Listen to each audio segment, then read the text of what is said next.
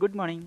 നമ്മളിന്ന് ഈ വീഡിയോയിലൂടെ പരിചയപ്പെടുന്നത് ജി എസ് ടിയിൽ ഇന്നത്തെ നിലവിലുള്ള ഗുഡ്സിൻ്റെ മേലും സർവീസിൻ്റെ മേലും ഈടാക്കിയിരിക്കുന്ന ടാക്സുകളുമാണ്. വ്യത്യസ്തമായിട്ടുള്ള ജി എസ് ടി ടാക്സ് റേറ്റുകളൊക്കെയാണ് പരിചയപ്പെടുന്നത്. അതുകൂടാതെ തന്നെ നമ്മൾ പരിചയപ്പെടുന്ന മറ്റൊരു കാര്യമാണ് ഏതൊക്കെ ടാക്സ് സിസ്റ്റംസ് ആണ് ഇപ്പം നിലവിൽ ജി എസ് ടി വന്നതിന് ശേഷം ഇപ്പോഴും നിലനിൽക്കുന്നതാണ് പരിചയപ്പെടുന്നത്. ജി എസ് ടിയിൽ ഞാൻ പറഞ്ഞിരുന്നു കുറച്ച് പ്രൊഡക്റ്റുകളെ ജി എസ് ടിയുടെ ടാക്സ് പരിധിയിൽ നിന്നും ഒഴിവാക്കിയിട്ടുണ്ടെന്ന്. അത് ഏതൊക്കെയെന്ന് നോക്കാം. ആ പ്രൊഡക്റ്റുകളെ പൊതുവെ വിളിക്കുന്ന പേരാണ് എക്സംപ്റ്റഡ് സപ്ലൈസ് എന്ന് വിളിക്കുന്നത്. അത് ഉദാഹരണം പറഞ്ഞു കഴിഞ്ഞാൽ most of the farm product, live animals, fish egg, honey, puja articles, slate pencil മുതലായ കാര്യങ്ങളൊക്കെയാണ് പ്രധാനമായിട്ടും ഇപ്പോഴും ടാക്സിൻ്റെ പരിധിയിൽ നിന്ന് ഒഴിവാക്കിയിരിക്കുന്ന ഒരു കാര്യം.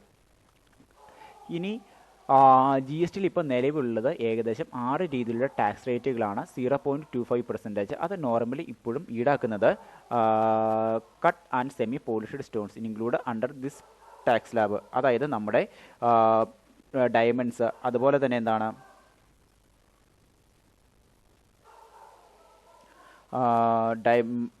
ഡയമണ്ട്സ്, അതുപോലെ തന്നെ നമ്മുടെ precious stones, semi precious stones, synthetic and reconstruct precious stones, semi precious stones മുതലായ ഐറ്റംസൊക്കെയാണ് ഈ 0.25% ടാക്സിൻ്റെ പരിധിയിൽ വരുന്ന പ്രോഡക്റ്റുകൾ എന്ന് പറയുന്നത്.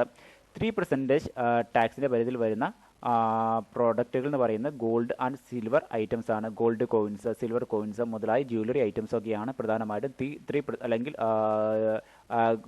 സ്വർണം കൊണ്ടോ സിൽവറും കൊണ്ടോ നിർമ്മിച്ചിരിക്കുന്ന ആഭരണങ്ങൾ മുതലായ കാര്യങ്ങളൊക്കെയാണ് പ്രധാനമായിട്ടും 3% ടാക്സ് റേറ്റിൽ ജി എസ് ടിയുടെ പരിധിയിൽ വരുന്ന പ്രോഡക്റ്റുകൾ. 5% ആണ് എങ്കിൽ household necessities such as edible oil, sugar, spices, tea and coffee are include. കോയിൽ, അതുപോലെ തന്നെ Indian sweets, life saving drugs are also covered under G S T slab. ഈ രീതിയിലുള്ള പ്രോഡക്റ്റുകളൊക്കെയാണ് 5% ടാക്സ് റേറ്റിൽ പ്രധാനമായിട്ടും വരുന്നത്. 12% ടാക്സ് റേറ്റിലാണെങ്കിൽ കമ്പ്യൂട്ടറും അതുപോലെ തന്നെ പ്രോസസ്ഡ് ഫുഡ്സുമാണ് നോർമലി വരുന്നത്. 18% ടാക്സ് റേറ്റിലാണെങ്കിൽ hair oil, toothpaste, soap, capital goods, industrial intermediates മുതലായ കാര്യങ്ങളൊക്കെയാണ് പ്രധാനമായിട്ടും വരുന്നത്.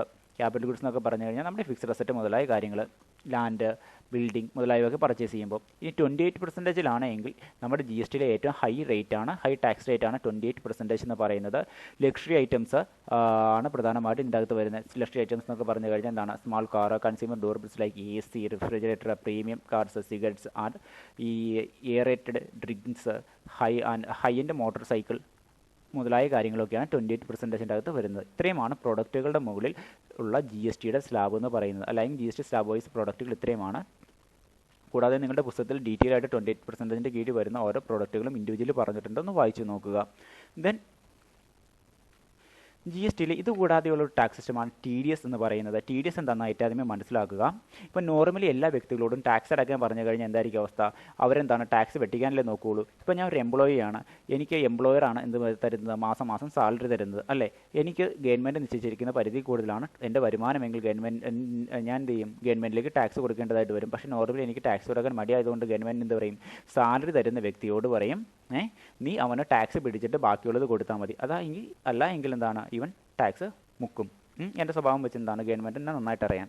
അപ്പോൾ ഇങ്ങനെയുള്ള സന്ദർഭത്തിൽ ഈ എംപ്ലോയർ എന്ത് ചെയ്യും? എൻ്റെ കയ്യിൽ നിന്ന് ടാക്സ് പിടിച്ചിട്ട് അയാൾ തന്നെ ഗവൺമെൻറ്റിലേക്ക് ടാക്സ് പേ ചെയ്യും. ഞാൻ അതറിയേണ്ട കാര്യമില്ല. അല്ലെങ്കിൽ ആർക്കാണോ ഇൻകം ഉണ്ടാകുന്നത് ആ ഇൻകം ഉണ്ടാകുന്ന വ്യക്തി അതറിയേണ്ട കാര്യമില്ല. ഏത് സോഴ്സിൽ നിന്നാണോ ഇൻകം ഉണ്ടാകുന്നത് ആ സോഴ്സ് തന്നെ ടാക്സ് കളക്ട് ചെയ്തിട്ട് ബാക്കിയുള്ളവർക്ക് കൊടുക്കുന്നു. ടി ഡി എസ് അറ്റ് 2% എന്ന് പറയുന്ന ടാക്സ് റേറ്റും നിലവിൽ ഈ ഗവൺമെൻറ് അതോറിറ്റീസിലൊക്കെ government authorities, local agencies, government ഡിപ്പാർട്ട്മെൻറ്റിൽ നിന്നൊക്കെ ഏതെങ്കിലും രീതിയിൽ കോൺട്രാക്ട് വർക്കുകളോ അല്ലെങ്കിൽ ഏതെങ്കിലും രീതിയിൽ കോൺട്രാക്ട് വർക്കുകളൊക്കെ ടെൻഡറിനൊക്കെ എടുത്തിരിക്കുന്ന ആളുകളൊക്കെ ആണെങ്കിൽ അവർക്ക് ഈ ബില്ല് മാറാൻ ചെല്ലുമ്പോൾ പൈസ കിട്ടും. ആ പൈസയിൽ നിന്നും ഒരു നിശ്ചിത പെർസെൻറ്റേജായിട്ട് 2% ജി എസ് ടി ആയിട്ട് ടി ഡി എസ് കളക്ട് ചെയ്യും അവർ. അപ്പോൾ അതിൻ്റെ അകത്ത് ബാക്കി റിമൈനിങ് ബാലൻസ് ഗവൺമെൻറ് അതോറിറ്റീസ് ഇത് കളക്ട് ചെയ്തതിന് ശേഷം ബാക്കി റിമൈനിങ് ബാലൻസ് കൊടുക്കുന്നുള്ളൂ. ഈ ഗുഡ്സ് ഈ സപ്ലൈ ഈ രീതിയിൽ പൈസ കിട്ടുന്ന ആൾക്കത് കൊടുക്കുന്നുള്ളൂ. അപ്പോൾ ടി ഡി എസ് എന്ന് വെച്ച് കഴിഞ്ഞാൽ ആരാണോ സോഴ്സ് ഓഫ് ഇൻകം തരുന്നത് അയാൾ തന്നെ ടാക്സ് കളക്ട് ചെയ്തിട്ട് ഗവൺമെൻറ്റിലേക്ക് പേ ചെയ്യുന്ന ഒരു ടാക്സ് സിസ്റ്റമാണ് ടി ഡി എസ് എന്ന് പറയുന്നത്. ഇനി മറ്റൊരു കാര്യമാണ് ടി സി എസ് എന്ന് പറയുന്നത്. ടാക്സ് കളക്റ്റഡ് അറ്റ് സോഴ്സ് എന്ന് പറയും. അതായത് നോർമലി ഇ കൊമേഴ്സ് ഡീലേഴ്സാണ് ഈ ഒരു രീതിയിലുള്ള ടാക്സ് സിസ്റ്റം ഇപ്പോഴും ഫോളോ ചെയ്യുന്നത്. അതായത് ഇ കൊമേഴ്സ് ഡീലേഴ്സ് ഏതെങ്കിലും രീതിയിൽ ഗുഡ്സോ അതുപോലെ തന്നെ എന്താണ് സർവീസോ ഇ കൊമേഴ്സ് മീഡിയം വഴി അവർ സപ്ലൈ ചെയ്യുകയാണെങ്കിൽ എന്താണ് അതിൻ്റെ ടാക്സ് അവർ തന്നെയായിരിക്കും കളക്ട് ചെയ്യുന്നത്. ഓക്കെ, അപ്പോൾ പ്രൊഡക്റ്റിൻ്റെ പ്രൈസിൻ്റെ മേലോ അല്ലെങ്കിൽ സർവീസിൻ്റെ പ്രൈസിൻ്റെ മേലോ അവരെന്ത് ചെയ്യുന്നു 1% TDCS കളക്ട് ചെയ്യുന്നു. 1%ൻ്റെ അകത്ത് 5%, 0.5% എന്താണ് സെൻട്രൽ ഗവൺമെൻറ്റിലേക്കും CGST ഗുഡ്സ് ആൻഡ് സർവീസ് അഥവാ central goods service and tax എന്ന പേരിലും ബാക്കി 0.5% state goods and service tax എന്ന പേരിലായിരിക്കും ഇ കൊമേഴ്സ് ഡീലേഴ്സ് ഇത് കളക്ട് ചെയ്യുന്നത്. പിന്നീട് വരുന്ന ടാക്സ് സിസ്റ്റമാണ് കോമ്പോസിറ്റ് ടാക്സ് എന്ന് പറയുന്നത്. കോമ്പോസിറ്റ് ടാക്സ് എന്ന് വെച്ച് കഴിഞ്ഞാൽ നിങ്ങൾ ഏറ്റവും മനസ്സിലാക്കുക, GSTയിൽ ഒരു ബിസിനസ്സുകാരന് രണ്ട് രീതി രജിസ്ട്രേഷൻ എടുക്കാം. കോമ്പോസിഷൻ സ്കീമിലും അതുപോലെ തന്നെ എന്താണ് റെഗുലർ രജിസ്ട്രേഷൻ സ്കീമിലും. അത് മുന്നിട്ട് വരുമ്പോൾ എന്താണ് വ്യത്യാസം നമുക്ക് ഡീറ്റെയിൽ ആയിട്ട് പഠിക്കാം. എന്തായാലും നിങ്ങൾ മനസ്സിലാക്കുക, കോമ്പോസിറ്റ് സ്കീം എന്ന് പറയുന്നത് വളരെ ബെനിഫിറ്റ് ഉള്ളതാണ്. നമ്മൾ ഇതിന് മുമ്പ് പറഞ്ഞിട്ടുണ്ടെന്ന് തോന്നിയപ്പോഴും കോമ്പോസിഷൻ സ്കീം റെഗുലർ രജിസ്ട്രേഷൻ സ്കീമിൽ രജിസ്റ്റർ ചെയ്യുന്ന ബിസിനസ്സുകാരനാണ് എങ്കിൽ എന്താണ് അവൻ മന്ത്ലി റിട്ടേൺ 3 റിട്ടേൺ വെച്ച് ഫയൽ ചെയ്യണം. വളരെ എക്സ്പെൻസീവ് ആണ്. എന്നാൽ കോമ്പോസിഷൻ സ്കീമിൽ ഉള്ള പാർട്ടിയാണെങ്കിൽ എന്താണ് അയാൾ മന്ത്ലി ഒന്ന് റിട്ടേൺ ഗവൺമെൻറ്റിലേക്ക് ഫയൽ ചെയ്യേണ്ട കാര്യമൊന്നുമില്ല. അവൻ കാർട്ടറിൽ മാത്രം ഫയൽ ചെയ്താൽ മതി. അപ്പോൾ ഈ രീതിയിൽ കോമ്പോസിഷൻ ടാക്സ് റേറ്റിൽ ബിസിനസ്സുകാരുടെ വരുമാനത്തെ ആസ്പദമാക്കിയാണ്, അവരുടെ അഗ്രിഗേറ്റഡ് ടേൺ ഓവറിനെ ആസ്പദമാക്കിയാണ് എന്ത് പിടിക്കുന്നത് ടാക്സ് കളക്ട് ചെയ്യുന്നത്. അല്ലാതെ അവർ വിൽക്കുന്ന പ്രൊഡക്റ്റിൻ്റെ സ്വഭാവം അനുസരിച്ചല്ല. ഓക്കെ, അപ്പോൾ കോമ്പോസിഷൻ സ്കീമിൽ ബിസിനസ്സുകാർ 3 രീതിയിലുള്ള ബിസിനസ്സുകാരാണ് ഉള്ളത്. ഒന്ന് ട്രേഡർ ബിസിനസ്സുകാർ, മാനുഫാക്ചറിങ് ബിസിനസ്സുകാർ. അപ്പോൾ ട്രേഡർ ആയിക്കോട്ടെ മാനുഫാക്ചറിങ് ബിസിനസ്സുകാരായിക്കോട്ടെ അവരുടെ അഗ്രിഗേറ്റീവ് ടേൺ ഓവർ എന്ന് പറയുന്നത്, അതായത് GST രജിസ്ട്രേഷൻ എടുക്കേണ്ടത് 40 ലക്ഷത്തിന് മുകളിലാണ്. പക്ഷേ അവരുടെ അഗ്രിഗേറ്റീവ് ടേൺ ഓവർ എന്ന് പറയുന്നത് 1.5 കോടി താഴെയാണെങ്കിൽ അവർക്ക് ഏത് സ്കീമിൽ രജിസ്റ്റർ ചെയ്യാൻ പറ്റും? കോമ്പോസിഷൻ സ്കീമിൽ രജിസ്റ്റർ ചെയ്യാൻ പറ്റും. അങ്ങനെയുള്ള ബിസിനസ്സുകാരുടെ അഗ്രിഗേറ്റീവ് ടേൺ ഓവറിൻ്റെ 1% ആയിരിക്കും ഗവൺമെൻറ്റിലേക്ക് ടാക്സ് ആയിട്ട് പേ ചെയ്യേണ്ടത്.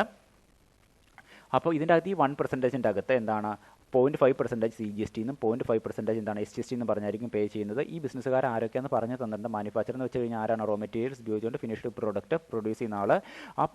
അങ്ങനെ പ്രൊഡ്യൂസ് ചെയ്യുന്ന പ്രോഡക്റ്റ് കസ്റ്റമേഴ്സിൻ്റെ കയ്യിലേക്ക് എത്തിക്കുന്നവരാണ് ട്രേഡർ. ഇവരൊക്കെ എന്താണ് കോമ്പോസിഷൻ സ്കീമിലാണ് രജിസ്റ്റർ ചെയ്തേക്കുന്നതെങ്കിൽ 1% എന്ത് ചെയ്യണം? ഗവൺമെൻറ്റിലേക്ക് അവരുടെ അഗ്രിഗേറ്റ് ടേൺ ഓവറിൻ്റെ മേൽ ടാക്സ് ഗവൺമെൻറ്റിലേക്ക് പേ ചെയ്യണം. ഓക്കെ, ഇനി അടുത്ത കാര്യം എന്ന് പറയുന്നതാണ് സർവീസ് ബിസിനസ് വിൽക്കുന്ന ബിസിനസ്സുകാരാണ് ഈ സ്കീമിൽ രജിസ്റ്റർ ചെയ്യുന്നതെങ്കിൽ. അതായത് സർവീസ് വിൽക്കുന്ന ബിസിനസ്സുകാർ രണ്ട് രീതിയിലുള്ള ബിസിനസ്സുകാർക്ക് കോമ്പോസിഷൻ സ്കീമിൽ രജിസ്റ്റർ ചെയ്യാൻ പറ്റും. ഒന്ന് ഹോട്ടൽ സർവീസുള്ള ബിസിനസ്സുകാർ. ഹോട്ടൽ രീതിയിലുള്ള സർവീസ് വിൽക്കുന്ന ബിസിനസ്സുകാരാണെങ്കിൽ അവരുടെ അഗ്രിഗേറ്റീവ് ടേൺ ഓവറിൻ്റെ 5% ആയിരിക്കും എന്ത് ചാർജ് ചെയ്യുന്നത്? പ്രധാനമായിട്ടും GST ചാർജ് ചെയ്യുന്നത്. അതിൽ 2.5% ടാക്സ് ആയിട്ടും CGST ആയിട്ടും 2.5% SGST ആയിട്ടും സെൻട്രൽ ഗവൺമെൻറ് സ്റ്റേറ്റ് ഗവൺമെൻറ്റിൻ്റെ കൈകളിലേക്കും ചെല്ലുന്നു. ഇനി റെസ്റ്റോറൻറ്റ് സർവീസ് മാത്രമല്ല അതർ സർവീസ് വിളിക്കുന്ന ബിസിനസ്സുകാരായിക്കോട്ടെ, ഫോർ എക്സാമ്പിൾ എഡ്യൂക്കേഷൻ സർവീസ് ആയിക്കോട്ടെ, ഹോസ്പിറ്റാലിറ്റി സർവീസ് ആയിക്കോട്ടെ, മെഡിക്കൽ സർവീസ് ആയിക്കോട്ടെ, ആ രീതിയിൽ ഉള്ള ബിസിനസ്സുകാർ കോമ്പോസിഷൻ സ്കീമിൽ രജിസ്റ്റർ ചെയ്യുകയാണെങ്കിൽ അവരുടെ അഗ്രിഗേറ്റ് ടേൺ ഓവറിൻ്റെ 6% GST ആയിട്ട് ഗവൺമെൻറ്റിലേക്ക് ടാക്സ് പേ ചെയ്യണം. 3% എന്താണ് CGST ആയിട്ടും 3% SGST ആയിട്ടും. ഇനി ഇതുകൂടാതെ ഒന്നുണ്ട് കോമ്പൻസേഷൻ സെസ്. ഞാൻ പറഞ്ഞിരുന്നു GST എന്ന് പറയുന്നത് ഒരു കൺസംപ്ഷൻ ബേസ്ഡ് ടാക്സ് സിസ്റ്റമാണ്, അല്ലെങ്കിൽ ഡെസ്റ്റിനേഷൻ ബേസ്ഡ് ടാക്സ് സിസ്റ്റമാണ്. ഏറ്റവും കൂടുതൽ ബെനിഫിറ്റ് കിട്ടുന്നത് പ്രൊഡക്റ്റ് വാങ്ങി യൂസ് ചെയ്യുന്ന സ്റ്റേറ്റുകാർക്കാണ് GST എന്ന് പറയുന്ന ടാക്സ് സിസ്റ്റം കൊണ്ട് ഉപകാരമുള്ളത്. എന്നാൽ മാനുഫാക്ചറിംഗ് സ്റ്റേറ്റിന് GST എന്ന് പറയുന്ന ടാക്സ് സിസ്റ്റത്തിൽ എന്താണ് വലിയ ഉപകാരമൊന്നുമില്ല. അവരുടെ വരുമാന നഷ്ടമാണ് അവർക്കുണ്ടാകുന്നത്. ഈ രീതിയിൽ വരുമാന നഷ്ടം ഉണ്ടാകുകയാണെങ്കിൽ നമ്മൾ മുമ്പത്തെ ചാപ്റ്ററുകളിലൊക്കെ മുമ്പത്തെ വീഡിയോസിലൊക്കെ പറഞ്ഞിരുന്നു കോമ്പൻസേഷൻ ആക്ട് 5 കൊല്ലത്തേക്ക് എന്താണ് നമ്മുടെ സെൻട്രൽ ഗവൺമെൻറ് ഇവർക്ക് ഇങ്ങനെ ഉണ്ടാകുന്ന നഷ്ടത്തിന് പകുതി വഹിച്ചോളാം എന്നൊക്കെ പറഞ്ഞ് നമ്മൾ പഠിച്ചായിരുന്നു. അപ്പോൾ ഈ രീതിയിൽ കോമ്പൻസേഷൻ സെസ് ഏർപ്പെടുത്തിയേക്കുന്നത് എന്താണെന്ന് വെച്ച് കഴിഞ്ഞാൽ ഈ പ്രൊഡക്റ്റ് മാനുഫാക്ചർ ചെയ്യുന്ന സ്റ്റേറ്റുകാരുടെ ഈ നഷ്ടത്തെ ഒന്ന് കുറയ്ക്കാൻ വേണ്ടിയൊക്കെയാണ്. അല്ലെങ്കിൽ അവർക്ക് GST എന്ന് പറയുന്ന ടാക്സ് സിസ്റ്റം മൂലം ഉണ്ടായിട്ടുള്ള ടാക്സ് നഷ്ടത്തെ ഒന്ന് റെഡ്യൂസ് ചെയ്യുക എന്ന ഉദ്ദേശത്തോടു കൂടിയാണ് കോമ്പൻസേഷൻ സെസ് നമ്മുടെ GST എന്ന് പറയുന്ന ടാക്സ് സിസ്റ്റത്തിൽ നടപ്പിലാക്കിയേക്കുന്നത്. ഇപ്പോൾ ഞാൻ കേരളത്തിൽ നിന്ന് ഒരു പ്രൊഡക്റ്റ് മാനുഫാക്ചർ ചെയ്ത് തമിഴ്നാട്ടിലേക്ക് വിറ്റെന്ന് കരുതുക. അത് ഒരു ലക്ഷറീസ് ആയിട്ടുള്ള പ്രൊഡക്റ്റാണ്. നോർമലി ഞാൻ കളക്ട് ചെയ്യുന്ന ടാക്സ് എന്ന് പറയുന്ന IGST ആയിരിക്കും. അതിൻ്റെ അകത്ത് CGST എന്ന് പറയുന്നത് സെൻട്രൽ ഗവൺമെൻറ്റും ബാക്കിയുള്ള SGST എന്ന് പറയുന്നത് തമിഴ്നാട് സർക്കാരിനുമാണ് പ്രയോജനപരം. കാരണം കൺസംപ്ഷൻ ബേസ് ആണല്ലോ ഈ GST എന്ന് പറയുന്ന ടാക്സ് സിസ്റ്റം. എന്നാൽ ഞാൻ വിറ്റിരിക്കുന്ന ഈ ലക്ഷറി പ്രൊഡക്റ്റ് തമിഴ്നാട്ടുകാരൻ എൻ്റെ കസ്റ്റമർ വൃത്തികെട്ടവൻ എന്താണ് തിരിച്ചിങ്ങോട്ട് തന്നു കഴിഞ്ഞാൽ എന്താ സംഭവിക്കുക? എനിക്ക് ആ തിരിച്ചു വരുന്ന പ്രൊഡക്റ്റിൻ്റെ മേൽ 1% മുതൽ 209 അഥവാ 291% വരെ ടാക്സ് പിടിക്കാമെന്നാണ് പറയുക. അങ്ങനെ പിടിച്ചു കഴിഞ്ഞാൽ എൻ്റെ മാനുഫാക്ചറിംഗ് സ്റ്റേറ്റുകൾക്ക് GST എന്ന് പറയുന്ന ടാക്സ് സിസ്റ്റം വന്നതുകൊണ്ട് ഉണ്ടായ വരുമാന നഷ്ടം ഒരു പരിധി വരെ കുറയ്ക്കാൻ പറ്റുമെന്നാണ് പറഞ്ഞു വരുന്നത്. ഓക്കെ, ഒന്നുകൂടെ ഡീറ്റെയിൽ ആയിട്ട് പറഞ്ഞു കഴിഞ്ഞാൽ നമ്മൾ ഈ മാനുഫാക്ചറിംഗ് സ്റ്റേറ്റ് വിൽക്കുന്ന ലക്ഷറീസ് പ്രോഡക്റ്റ് ആയിക്കോട്ടെ അല്ലെങ്കിൽ ലിക്വർ മുതലായ പ്രോഡക്റ്റ് ആയിക്കോട്ടെ, ആ പ്രോഡക്റ്റുകൾ തിരിച്ചു വരികയാണെങ്കിൽ അല്ലെങ്കിൽ പർച്ചേസ് റിട്ടേൺ സംഭവിക്കുകയാണെങ്കിൽ, കൺസംഷൻ ചെയ്ത സ്റ്റേറ്റ് അത് തിരിച്ചു തരികയാണെങ്കിൽ, അങ്ങനെ തിരിച്ചു വരുന്ന പ്രോഡക്റ്റിൻ്റെ മേലെ അതിൻ്റെ വിലയുടെ മുകളിൽ 291 മുതൽ 1% മുതൽ 291% വരെ എന്ത് കളക്ട് ചെയ്യാം, നമുക്ക് ടാക്സ് കളക്ട് ചെയ്യാം. ഇത് മാനുഫാക്ചറിംഗ് സ്റ്റേറ്റിൻ്റെ വരുമാനമായിട്ട് കാണുന്നു. ഇങ്ങനെ തിരിച്ചു വരുന്ന ഗുഡ്സിന് വിളിക്കുന്ന പേരാണ് സൈൻ ഗുഡ്സ് എന്ന് പറയുന്നത്. സൈൻ ഗുഡ്സിൻ്റെ മേലാണ് എന്ത് കോമ്പൻസേഷൻ സെസ് നമ്മൾ ഈടാക്കുന്നത്. ഓക്കെ, അതുകൊണ്ട് ഇതിനെ സയൻസ് ടാക്സ് എന്ന് വേണമെങ്കിൽ നമുക്ക് വിളിക്കാം എന്നല്ല, സയൻസ് ടാക്സ് ആണ്. ഇനി അടുത്താണ് കേരള ഫ്ലഡ് സെസ്. നമ്മൾ എന്താണ് ഒരു 2018 മുന്നേ ഫ്ലഡിൻ്റെ ഇഫക്റ്റൊക്കെ നമ്മൾ സഹിച്ചതാണ് അല്ലേ. അപ്പോൾ നമ്മുടെ സർക്കാർ എന്താണ് ഇങ്ങനെ ഉണ്ടായ നാശനഷ്ടം, ഫ്ലഡ് മൂലം ഉണ്ടായ നാശനഷ്ടം ഓവർകം ചെയ്യാൻ വേണ്ടി നമ്മുടെ സംസ്ഥാന സർക്കാരിന് എന്താണ് കൂടുതൽ അല്പം വരുമാനം, ഒരു നികുതി വരുമാനം കൂട്ടാൻ വേണ്ടിയാണ് ഇന്ന് കേരള ഫ്ലഡ് സെസ് എന്ന് പറഞ്ഞ ഒരു സെസ് ഏർപ്പെടുത്തിയിരിക്കുന്നത്. അതിപ്പോൾ GSTയിൽ ഏത് പ്രൊഡക്റ്റ് വിറ്റാലും ഏത് സർവീസ് വിറ്റാലും അതിൻ്റെ മേലെ എന്തായിരിക്കും, കേരള ഫ്ലഡ് സെസ് 1%ഓ 3%ഓ ചാർജ് ചെയ്യും.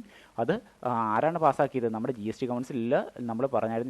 GST കൗൺസിലിൻ്റെ ഫംഗ്ഷൻസ് പറഞ്ഞായിരുന്നു ഏതെങ്കിലും രീതിയിൽ എന്താണ് സ്പെഷ്യൽ ഡിസാസ്റ്റർ ഉണ്ടായാൽ GST ടാക്സ് സിസ്റ്റത്തിൽ ഭേദഗതി വരുത്തുവാനും സ്പെഷ്യൽ ടാക്സ് റേറ്റുകൾ ഇംപ്ലിമെൻറ്റ് ചെയ്യാനുള്ള അധികാരം ആർക്കാണ്? GST കൗൺസിലിനാണ്. അതിന് 4/3 ഭൂരിപക്ഷം മെമ്പേഴ്സിൻ്റെ അംഗീകാരമൊക്കെ വേണമെന്ന് നമ്മൾ പറഞ്ഞായിരുന്നു അല്ലേ.